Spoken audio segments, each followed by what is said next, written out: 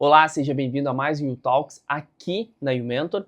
Como sempre, falando sobre temas de gestão, liderança, comunicação, tudo que uma empresa precisa para facilitar o processo de gestão.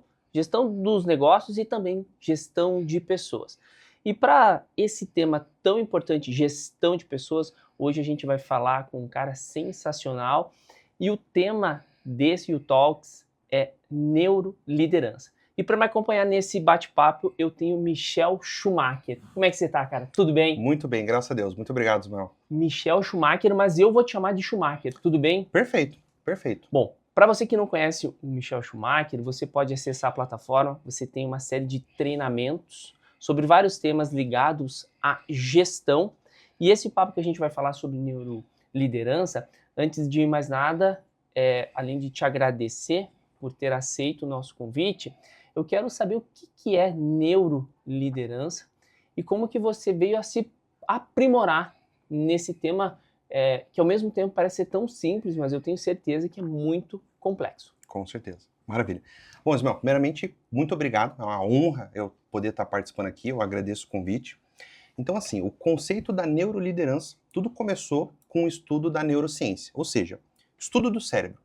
A gente costuma dizer que os anos de 1990 ficaram conhecidos como a década do cérebro, pois foram os anos que teve maior investimento em pesquisas relacionadas ao cérebro e pesquisadores neurocientistas descobriram várias informações importantes e relevantes com relação ao funcionamento do cérebro e a ligação que isso tem com alguns sentimentos e emoções que nós temos. Então, o conceito de neuroliderança é procurar entender o funcionamento do cérebro, procurar entender o funcionamento de neurotransmissores, ou seja, como que o nosso cérebro se comporta, o que o nosso cérebro desperta de emoção e de sentimento quando a gente se coloca diante de alguma situação. Isso é relevante para um gestor de pessoas, porque a partir do momento que ele conhece como funciona a sua equipe, no sentido das suas emoções e dos seus sentimentos, e como ele mesmo se porta diante disso, ele vai com absoluta certeza conseguir extrair bons resultados de si mesmo e bons resultados da sua equipe. Eu costumo dizer que é buscar trabalhar em alta performance. Entendi, entendi. Então, basicamente, olha o que eu tô falando, basicamente é só isso, né?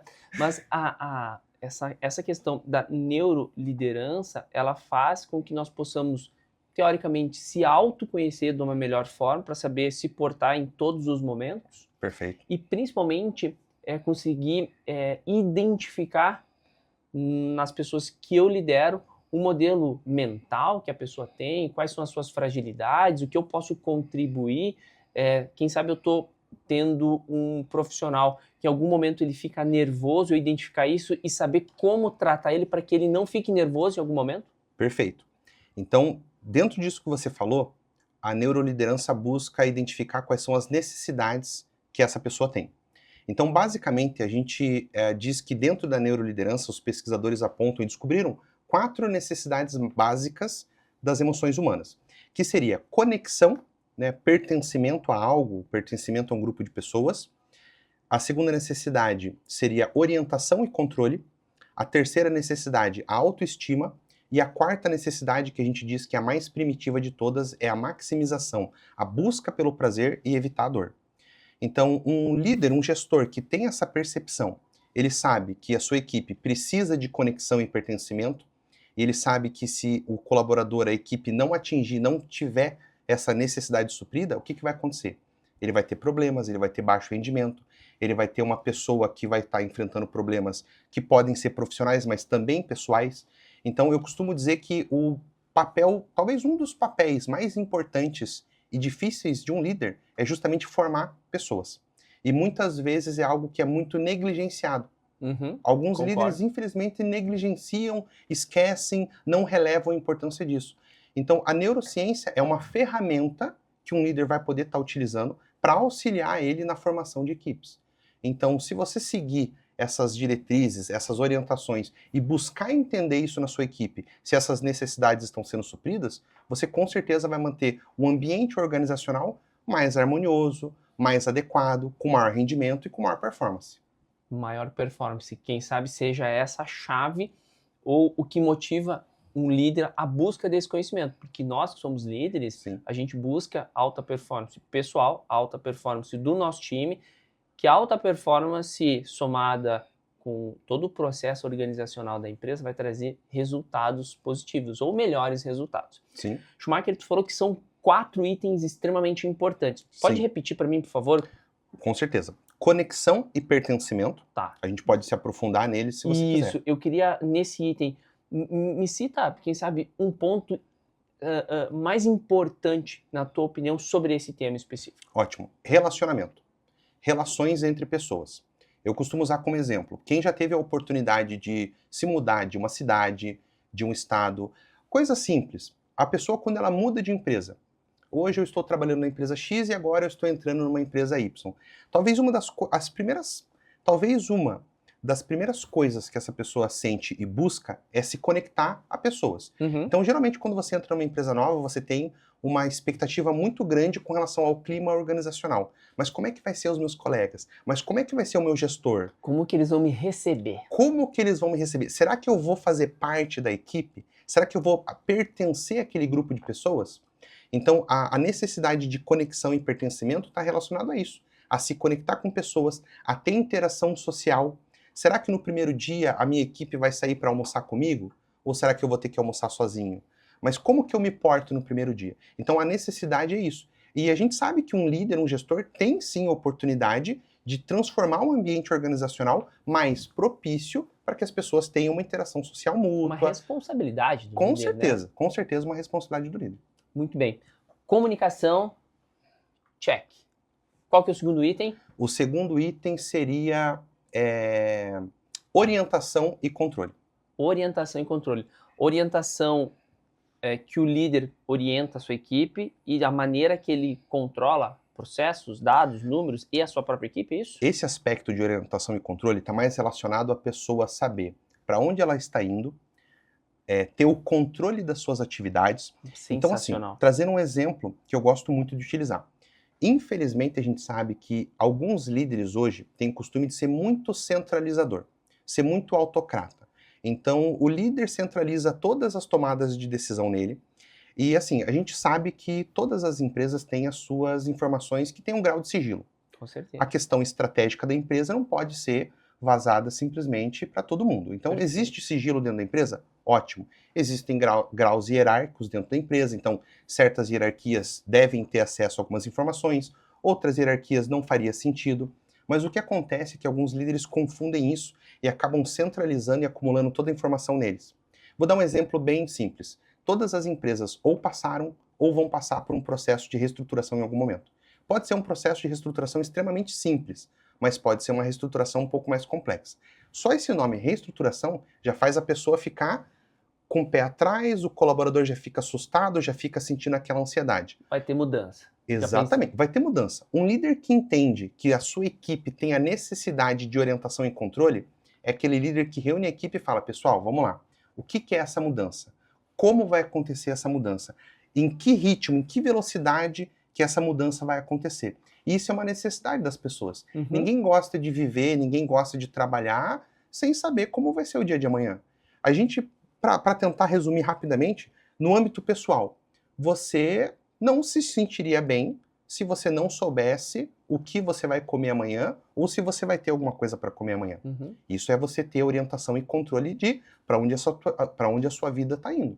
Um exemplo organizacional seria isso como a gente deu. Vai ter uma mudança na equipe, vai ter uma mudança de gestão, vai ter uma reestruturação. Eu quero saber o que isso vai ser, o que isso vai impactar no meu trabalho, qual que é a velocidade que isso vai acontecer, se vai ser uma mudança amorosa ou se vai ser algo muito impactante nos processos. Então, a parte de conexão, ou melhor, a parte de orientação e controle está muito relacionado a isso. As pessoas saberem o que está acontecendo dentro da empresa. E, Schumacher, então aqui a gente já trabalhou 2 itens dos 4, que é conexão, né, que eu anotei aqui. Perfeito. E orientação e controle. E ainda faltam 2. Perfeito.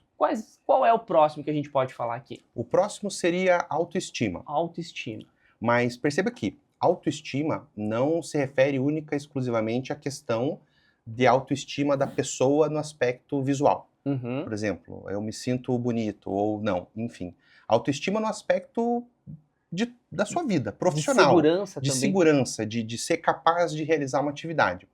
Assim, hoje a grande maioria das pessoas que têm problemas de autoestima, tanto no âmbito pessoal, visual e de, assim, concluir suas atividades, digamos, propriamente dito, é porque teve traumas anteriores. Ah, com certeza. Então, exemplo, se eu trabalhei com uma equipe, se eu trabalhei com um gestor que não me dava a autonomia para tomar decisões, que era muito centralizador, que quando eu tentava tomar uma decisão eu acabava sendo repreendido, isso vai fazer com que minha autoestima seja limitada, Com seja certeza. inibida. Então, pessoas, isso é comum, todas as Uhum. pessoas têm os seus traumas, podem ser pessoais, profissionais. Então, um gestor, um bom líder que tem a percepção de que é uma necessidade a pessoa ter a sua autoestima, no sentido de ter o poder de tomada de decisão, ter a possibilidade de se autogerenciar. Claro, ninguém melhor do que o líder para conhecer o grau, o nível de maturidade da sua equipe. Mas o que acontece? Muitas pessoas, muitos líderes, simplesmente, novamente usando como exemplo, são centralizadores. Não deixam a sua equipe mostrar do que elas são capazes. Então, às vezes, você tem lá um profissional de altíssima performance, uma pessoa extremamente capacitada na sua equipe, mas o líder não sabe, porque ele nunca estimula o desenvolvimento da autoestima daquela pessoa. Não dá oportunidade ao colaborador se desenvolver e tampouco Exatamente. mostrar o seu potencial para ele, líder, Sim, né? E para as sim. pessoas que o rodeiam. Perfeito. É aquele tipo de profissional que muitas vezes um colega fala: Nossa, mas você manda tão bem nessa atividade. Poxa, você para mim é uma referência fazendo isso. E a Boa. pessoa fala: Eu? Eu? Não, eu sei só o simples. É uma pessoa que talvez precise que a sua autoestima seja estimulada no âmbito profissional. Entendi, entendi. E por último é o prazer.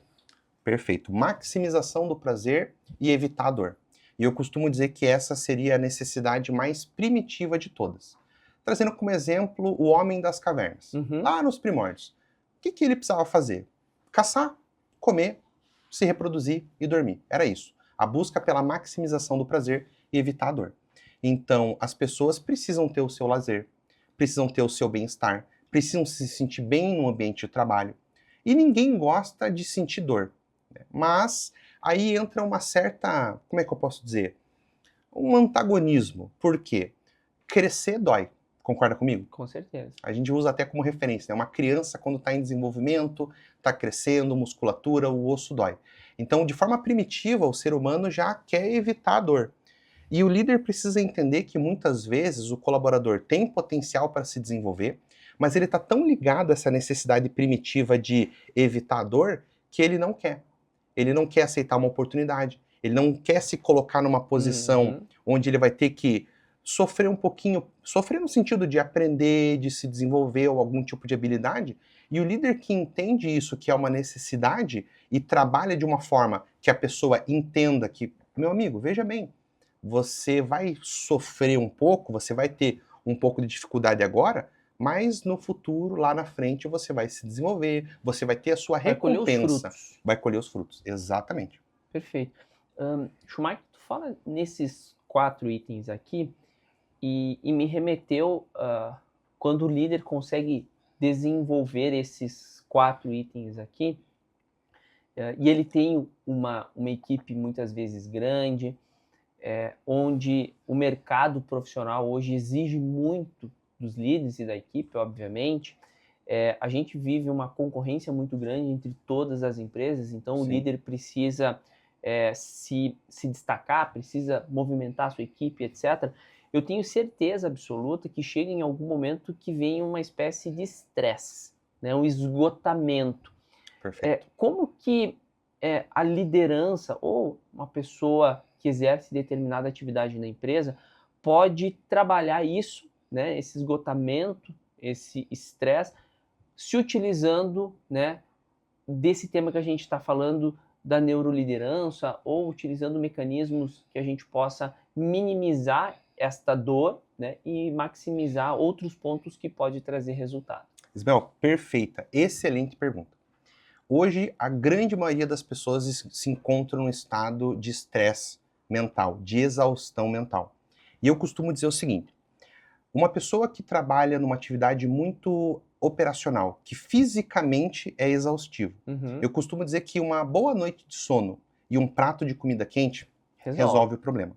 Agora, o gestor que está mentalmente exausto é aquela pessoa que começa o seu dia de trabalho com ansiedade, ele fica o dia inteiro na correria, e quando chega o final do seu expediente, ele fala: eu não consegui realizar metade do que eu queria realizar hoje. 24 horas está sendo pouco no meu dia. Exatamente. A pessoa que chega em casa e ela não consegue jantar direito porque ela está pensando: meu Deus, agora eu tenho todas as minhas demandas de amanhã e todas as demandas que hoje eu não consegui concluir que estão acumuladas.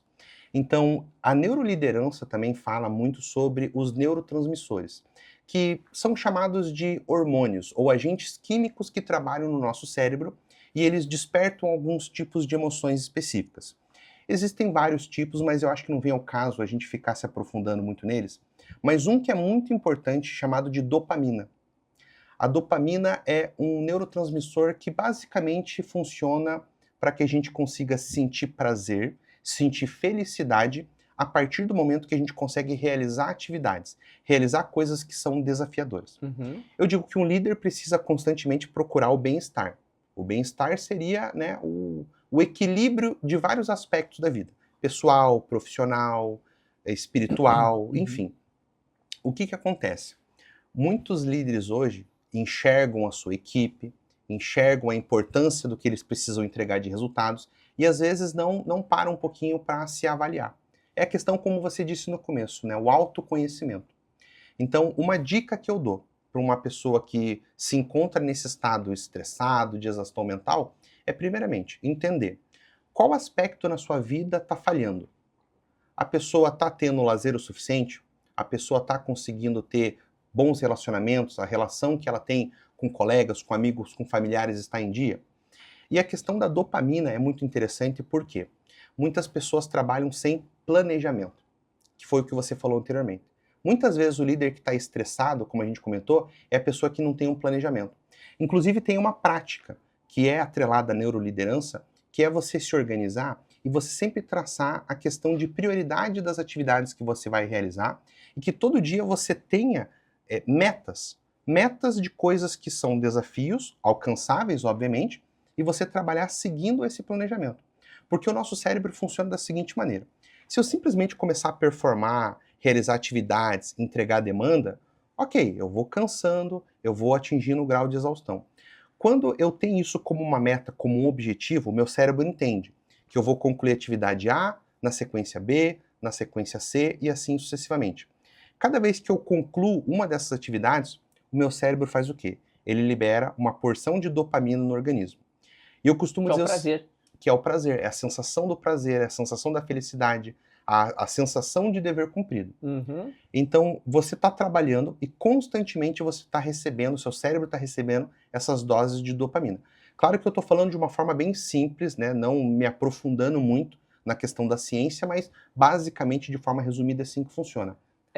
Schumacher, tu colocou um item aqui que você não está entrando profundamente nos temas que a gente está falando aqui. Então, para quem está nos assistindo, o Schumacher tem um treinamento dentro da plataforma sobre esse tema. Então, se você gostou desse item, gostou do que o Schumacher está falando, acessa melhor a plataforma e lá vai ter um treinamento com vários tópicos sobre todos os itens que a gente está falando aqui.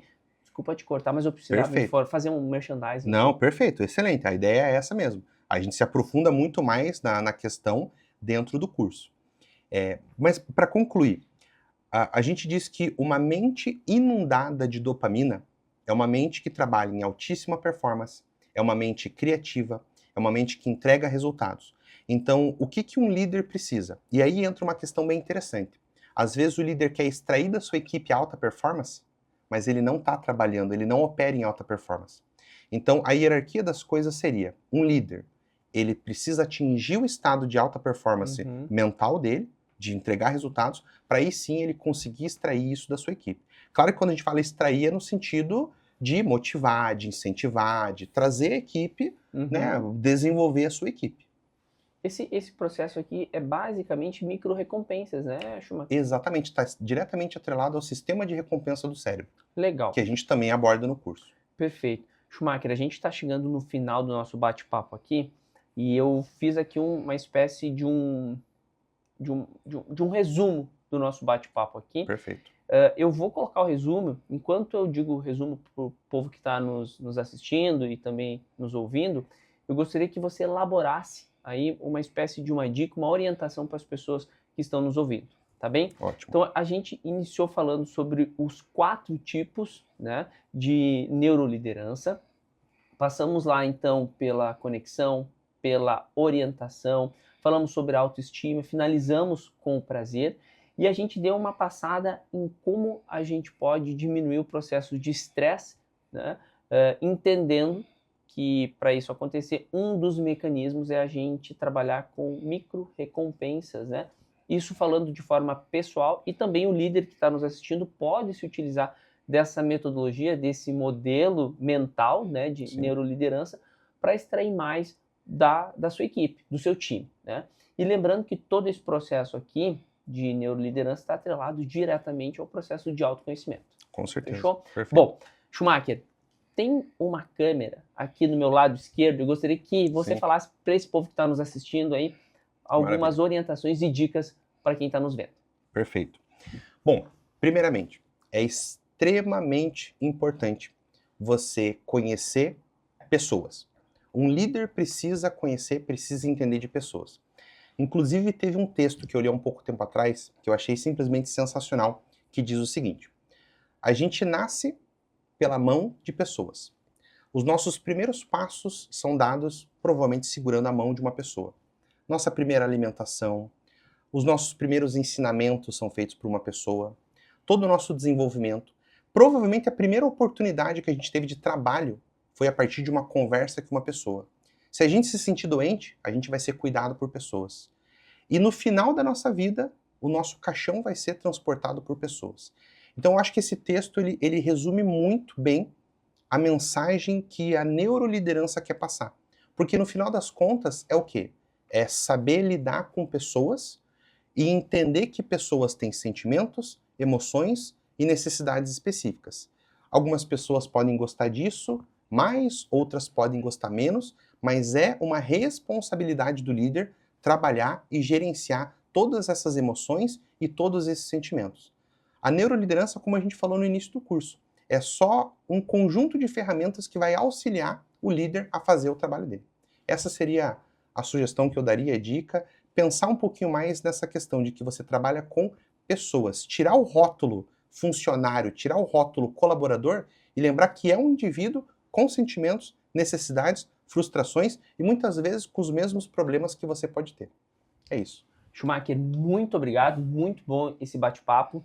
E essa conversa aqui só fortalece um item que eu imagino e tenho no meu dia a dia, que sempre foi pessoas e sempre será pessoas. Schumacher, muito obrigado. Tenho certeza que quem nos acompanhou gostou muito do nosso bate-papo. Lembrando que quem quer mais informações sobre neuroliderança, procura lá o curso de neuroliderança do Schumacher. Obrigado. Show, top, obrigado. Até mais, gente. Até mais.